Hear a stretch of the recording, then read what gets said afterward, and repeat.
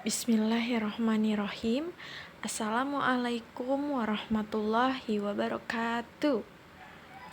Selamat pagi menjelang siang anak-anak kreatif, anak-anak hebat. Salam kreatif. Alhamdulillahirrabbilalamin. Pada kesempatan kali ini kita masih dipertemukan dalam keadaan masih jarak jauh, walaupun seperti itu kita harus tetap semangat ya. Semangat dalam mencari ilmu, semangat dalam berkarya, dan semangat untuk terus berpikir kreatif. Nah, anak-anak, pada kesempatan kali ini kita masih di bab 1 mengenai kerajinan bahan keras. Sebelumnya, pada minggu lalu kalian sudah perintahkan untuk merangkum mengenai kerajinan bahan keras. Nah, bagi yang sudah merangkum mungkin akan nyambung dengan apa yang akan Miss jelaskan. Nah, untuk yang belum merangkum mungkin tidak akan bisa mencerna seutuhnya ya apa yang Miss jelaskan nanti, seperti itu. Nah, ada baiknya yang belum merangkum dan belum mengumpulkan tugas masih Miss tunggu. Oke, langsung saja kita mulai pada materi pertama, yaitu tentang pengertian kerajinan bahan keras. Produk kerajinan dari bahan keras merupakan produk yang menggunakan bahan dasar yang tentunya sifatnya itu keras. Ya, sifatnya itu keras, namanya juga kerajinan bahan keras, seperti itu ya. Nah, dalam kerajinan bahan keras ini dibagi menjadi 2. Ada bahan keras alami dan bahan keras buatan. Apa sih bahan keras alami itu? Bahan keras alami itu kita dapat peroleh di lingkungan sekitar kita dari kondisi fisiknya keras, misalnya seperti kayu, bambu, batu, dan juga rotan. Nah, itu termasuk dari bahan keras alami. Kemudian ada bahan keras buatan. Bahan keras buatan itu adalah bahan yang diolah menjadi keras sehingga dapat digunakan untuk membuat bahan-bahan kerajinan. Misalnya berbagai jenis logam dan fiberglass. Nah ya, fiberglass itu adalah kan dari bentuknya cairan dibuat menjadi bahan keras yang selanjutnya dibikin menjadi kerajinan bahan keras dari fiberglass. Selanjutnya ada beberapa macam produk kerajinan bahan keras. Nah, yang pertama ada kerajinan logam. Kerajinan logam ini bahan dasarnya tentu saja dari logam ya. Kemudian motif hiasnya itu bisa bermacam-macam, dekoratif. Fungsinya itu dari kerajinan bahan logam ini adalah benda hias. Untuk teknik pembuatannya, dia biasanya menggunakan teknik cetak ya. Nanti akan Miss jelaskan teknik cetak itu seperti apa, teknik tempa itu seperti apa ya. Nah, di sini akan membahas macam-macamnya terlebih dahulu. Nah, untuk contoh dari kerajinan logam ini bisa berupa monel dan juga cincin, seperti itu ya. Kalung juga termasuk dari kerajinan logam. Selanjutnya ada kerajinan kayu. Nah, si kerajinan kayu ini tentu saja bahan dasarnya yaitu kayu. Bisa kayu jati, kayu mahoni, banyak banget ya jenis kayunya. Nah, untuk motif hiasnya itu biasanya dia diukir dengan menggunakan pewarnaan. Nah, teknik pembuatannya tentu saja diukir dan dipahat. Fungsinya sebagai apa? Biasanya untuk kerajinan kayu ini fungsinya sebagai benda pakai dan benda hias. Ya. Nah, bisa kita lihat di situ ada contoh meja, bangku, lemari. Nah, itu tentu dipakai untuk media pakai, seperti itu ya. Nah, untuk selanjutnya ada kerajinan bambu. Kerajinan bambu ini bahan dasarnya tentu saja dari bambu ya. Nah, untuk motif hiasnya dia bisa menggunakan pewarnaan dan juga naturalis ya. Bahkan nggak diwarnain sama sekali pun bambu itu bagus banget warnanya ya. Nah, untuk teknik pembuatannya biasanya dia dianyam. Bambu itu ya biasanya dianyam ya. Untuk fungsinya bisa dipakai dan juga bisa sebagai hiasan. Contohnya ada meja, kursi, tempat buah ya tuh seperti di contoh, tutup nasi, terus juga lampu, hiasan lampu ya, bangku rotan sekarang lagi bagus banget ya, lagi banyak yang menggunakan bahan kerajinan dari bambu. Kemudian selanjutnya ada kerajinan rotan. Nah, nih kerajinan rotan. Dia biasanya menggunakan motif hias pewarnaan. Fungsinya itu juga sama sebagai benda hias dan juga benda pakai. Teknik pembuatannya juga sama seperti teknik kerajinan bambu. Dia dianyam ya. Rotan ini dia dianyam. Teknik pembuatannya yaitu sama seperti rotan, sama seperti bambu tadi, yaitu dianyam. Kemudian contohnya banyak banget, kursi, terus ada meja dari anyaman, lemari pun sekarang ada dari anyaman rotan seperti itu. Kemudian selanjutnya yaitu ada kerajinan batu. Kerajinan batu ini bahan dasarnya tentu saja dari batu yang alami atau batu, bisa juga batu yang dibuat seperti itu ya. Nah, motifnya ini biasanya dia diukir. Teknik pembuatannya itu diukir dan dipahat. Sama halnya seperti patung mungkin ya. Kemudian fungsinya itu dia biasanya hanya sebagai benda hias saja. Contohnya ada kerajinan ukir batu dan juga vas bunga seperti itu ya. Kemudian selanjutnya ada kerajinan kaca serat atau fiberglass. Nah, ini dia fiberglass. Dia biasanya digunakan atau dipakai sebagai benda hias saja. Nah, biasanya dibuat untuk gantungan kunci ya. Kemudian teknik pembuatannya adalah dengan casting krill resin. Dia jadi mencampurkan resin, membuatnya dari resin, dikeraskan menjadi suatu kerajinan kaca serat atau fiberglass seperti itu ya, bisa dibentuk sesuai keinginan. Kemudian selanjutnya setelah kita mengenal pengertian, kita di sini juga mengenal fungsi produk kerajinan bahan keras. Tadi banyak disebutkan sebagai benda pakai dan benda hias. Apa sih benda pakai itu? Apa sih benda hias itu ya? Nah, fungsi produk kerajinan bahan keras sebagai benda pakai yaitu karya kerajinan yang diciptakan mengutamakan fungsinya. Fungsinya itu sebagai apa nih? Bisa terpakai atau hanya sebagai benda hias. Nah, sedangkan unsur keindahannya hanya sebagai pendukung saja. Yang penting dia bisa terpakai dan disebut sebagai benda pakai. Kemudian apa itu benda hias?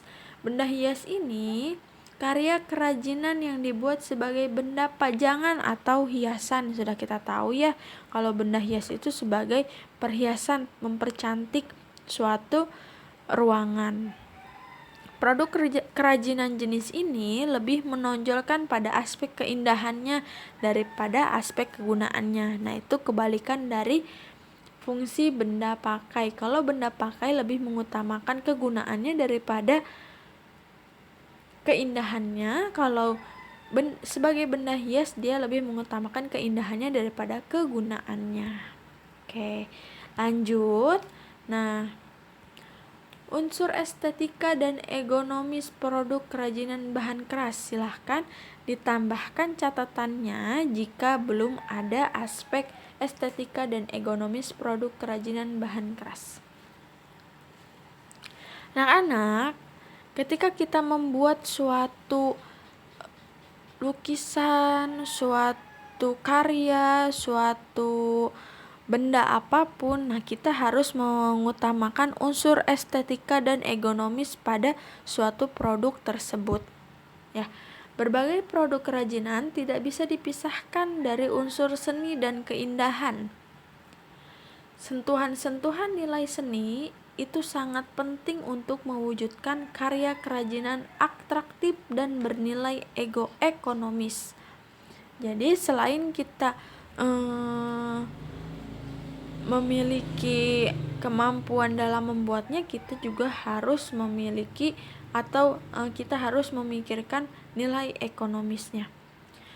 Nah, di sini ada aspek fungsi yang menempati porsi utama pada produk kerajinan, sehingga karya kerajinan harus bernilai ergonomis yang mencakup kenyamanan, kemudian mencakup keamanan dan juga keindahan atau estetika pada suatu karya tersebut. Selanjutnya ada motif ragam hias produk kerajinan bahan keras. Motif ragam hias tentu saja di seluruh Indonesia mempunyai berbagai motif dan ragam hias yang khas yang berbeda dengan daerah lainnya. Jadi misalkan daerah satu dengan daerah lain itu berbeda. Contohnya seperti Jogja dan juga Bandung. Dia memiliki ukiran yang sangat berbeda dari cara memahatnya atau cara mengukirnya, seperti itu ya. Nah, setiap motif dan ragam hias ini dia mempunyai nilai keindahan dan keunikan serta makna simbolis yang penuh dengan perlambangan dan juga nasihat. Jadi enggak sembarang orang dia mengukir atau membuat suatu pahatan ya, dari dia menilai keindahan dan juga keunikannya. Nah, adapun beberapa daerah yang terkenal dengan ukiran atau pahatannya. Nah, ini dia seperti Jepara, Jogja, Cirebon, Bali, Toraja, Palembang, Kalimantan, dan banyak lagi. Kita hendaknya sebagai warga Indonesia patut mensyukuri apa yang ada dalam keragaman budaya kita, sehingga kita mengenal banyak motif dan juga ragam hias. Nah, kita tugasnya hanya melestarikan motif dan ragam hias Nusantara. Oke, lanjut anak-anak. Di sini pembahasan terakhir mengenai teknik pembuatan kerajinan bahan keras. Nah, setelah kita mengenal pengertian, fungsi, terus kegunaannya, ternyata di sini ada berbagai macam teknik pembuatan kerajinan bahan keras. Nah, produk-produknya di sini kita bisa lihat. Yang pertama, kita mengenal teknik cor atau teknik tuang. Ya, terdapat beberapa benda kerajinan dari bahan perunggu seperti kapak, bejana, dan juga perhiasan. Teknik cor ini dibagi menjadi dua, yaitu teknik tuang berulang atau disebut bivalva, yaitu teknik yang digunakan untuk mencetak benda-benda yang sifatnya sederhana, baik bentuk maupun hiasannya. Kemudian teknik tuang sekali pakai. Teknik tuang sekali pakai atau teknik semacam ini diawali dengan membuat model dari tanah liat. Kemudian model tersebut dilapisi lilin sehingga terjadilah rongga. Nah, lalu si rongga itu dituangkanlah ke dalamnya, dan setelah dingin cetakan tanah bisa dipecah sehingga diperoleh benda perunggu yang dikehendaki. Ya, kemudian yang kedua ada teknik etsa. Teknik etsa ini dia berasal dari bahasa Belkamu atau bahasa Jerman, yaitu etz yang berarti memakan, berkorosi atau berkarat. Benda-benda yang berasal dari logam dapat dietsa dengan merendam dalam larutan etsa atau larutan sam. Untuk melindungi bagian yang tidak ingin teretsa oleh pengikisan larutan asam, maka seluruh permukaannya itu bisa dilapisi dengan bahan penolak asam, yaitu resis atau bahan pelindung ya. Jadi bisa dilindungi tuh bagian-bagian yang tidak ingin dietsa, seperti itu ya. Kemudian selanjutnya ada teknik ukir. Ini sudah tidak asing bagi kita ya, teknik ukir. Selain sebagai hiasan, pada umumnya ukiran-ukiran tersebut juga mengandung makna simbolis dan religius. Ya, dia mengandung makna yang sangat simbolis dan religius. Terdapat beberapa jenis ukiran. Contohnya ada ukiran tembus atau ukisan kerawangan, kemudian ada ukiran rendah, kemudian ada ukiran tinggi atau disebut juga ukiran timbul, dan ukiran utuh, seperti itu ya. Selanjutnya ada teknik ukir nih. Teknik ukir tekan. Teknik ukir tekan ini dia biasanya menggunakan media pelat logam kuningan. Jadi dia seperti ditekan-tekan ya, ditekan tipis, kemudian si logam itu biasanya sampai 0,4 mm ketebalannya ya. Alat yang digunakan untuk teknik ukir tekan ini bisa dari tanduk sapi atau kerbau yang telah dibentuk sesuai kebutuhan ukir tekan. Kemudian selanjutnya ada teknik bubut. Ya, teknik bubut ini diperlukan pahat bubut yang berfungsi untuk mengiris, menyayat atau menggaruk dan membentuk benda. Teknik bubut ini akan menghasilkan karya kerajinan yang simetris, bulat dan rapih. Misalnya, contohnya ya seperti asbak kayu, vas bunga, kemudian juga ada benda-benda mainan seperti itu. Nah, itu bentuknya akan lebih terlihat sempurna. Kemudian yang terakhir ada teknik anyam. Teknik anyam ini sering kita lihat benda-bendanya ya, contohnya.